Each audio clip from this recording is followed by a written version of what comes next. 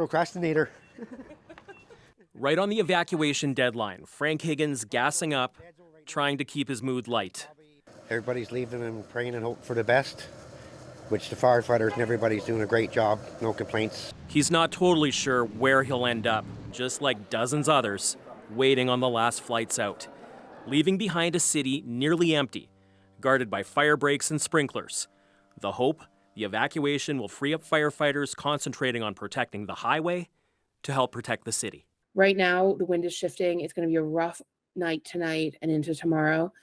If we can get through it, though, we might turn a corner. But at this point, all we can do is wait and see what the fire does and if our fire breaks hold. Meanwhile, that drive is tedious and slow. Fort Providence, Northwest Territories is the first major stop along the route.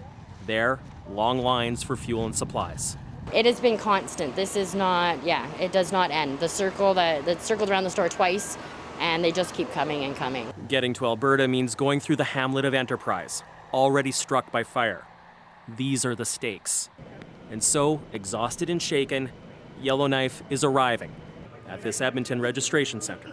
So we're just going to see what happens here. The irony of standing in the rain here not lost on Susan Chanthalangsy and Linda Kunkong, who drove 24 hours, now hoping for hotel rooms as they register as evacuees. We're playing it by day, basically by day and usually by hour. Edmonton anticipates registering up to 5,000 people.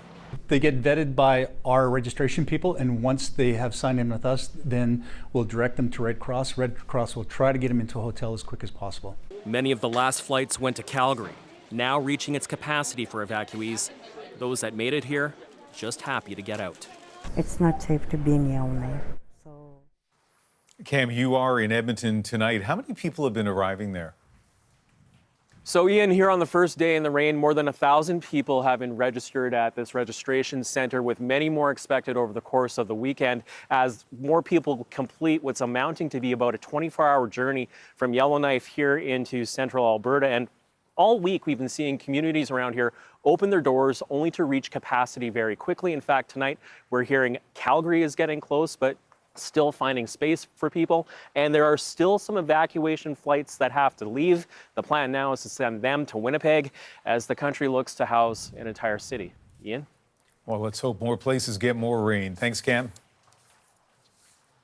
Let's check in now with Sarah Levitt, who's at the airport in Yellowknife. And Sarah, what's going on there? Well, Ian, this is really the only busy part of town, with residents being bused to the tarmacs for those evacuation flights. Also busy are the workers in the perimeter of the city, digging ditches and clearing brush. I went to one neighborhood and I spoke to residents there who have been working for the last 48 hours to clear trees around their property. They also set up these elaborate sprinkler systems out towards those clearing areas, but also on their houses. They say they just wanted to protect their property before they head to safety. And then, of course, I spoke to some people who said they're not leaving. Either they don't think it's serious enough to leave, or they just feel like they want to protect their property and their city. And there are some essential workers who are staying behind. Yeah, like those healthcare workers at the hospital. The hospital itself is empty of patients. They were, in the last 48 hours, taken to other hospitals.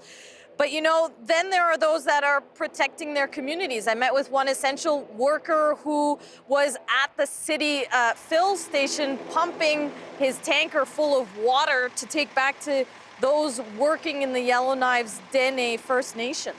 I'm worried about staying behind to save the community.